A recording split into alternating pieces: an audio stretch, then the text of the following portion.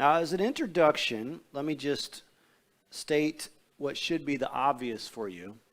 The author of the book of Jeremiah is none other than Jeremiah. Jeremiah authored the book as well as he authored the book of Lamentations. And the book that we just finished, and its prophet Isaiah, wraps up in about 680 BC. Jeremiah comes on the scene as a minister around 50 years later in 627 BC. Now, when we think about Jeremiah, he wasn't the most powerful prophet.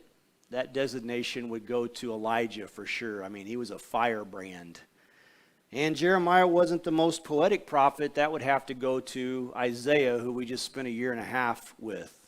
Poetically, he's par excellence.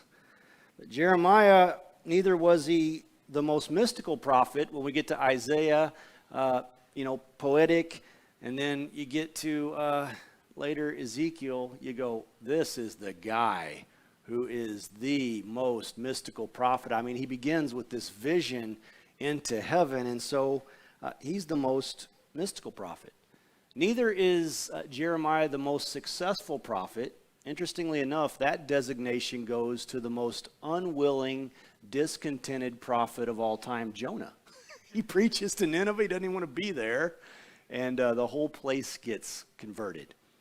But Jeremiah, while he's none of those things, he is indeed, and you might write this down, the most courageous and the most faithful prophet. He keeps going in the face of adversity that no other prophet would have stood up against. He witnessed the death of a nation. His period of ministry saw the nation go into decline that would never come out of. And it would eventually be carried off the nation into captivity. And so he was ridiculed, he was ignored, he was rejected, he was imprisoned, and eventually he was exiled to Egypt against his will. And for 47 years, he never had one convert recorded. So if you are in any type of ministry, you're probably doing better than Jeremiah. The key takeaway of the book, or the key theme, is this, and you might note it down because it's important to understand. Jeremiah teaches us that the Lord does not ask for us to be successful. In a Western culture that puts a lot of emphasis on success, the Lord does not ask us to be successful. What the Lord asks us to be is faithful. And he even gives us the measure of faith that we need to be faithful in the generation he's called us to live in. And so you might jot this down as well. In God's economy, great faith is not necessarily moving mountains. Great faith is great faithfulness. If you can keep going in the midst of adversity, if you can go on when most people would stop by the grace of God. Now, this guy Jeremiah, he was fashioned for this because it says in verse 1 that he was the son of Hilkiah, who was a priest. So Jeremiah, you might note, his name means God will exalt, God will raise, God will anoint. I have all this for you in your slides if you follow along on your idle phone, but if you're not and you're a note taker like me, then his names meant something at that time.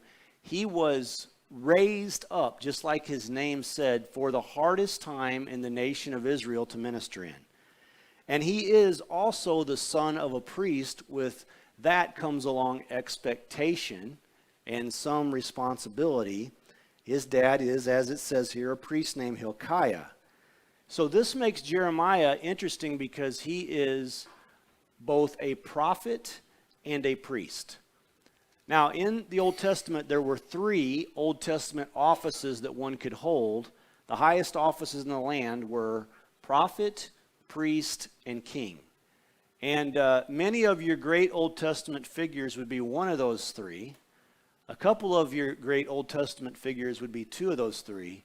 But none were ever to be 3 for 3, because the only person that has ever been able to hold all 3 offices is the man, not the myth, Jesus Christ, the God-man. And he is the prophet, the priest, and the king.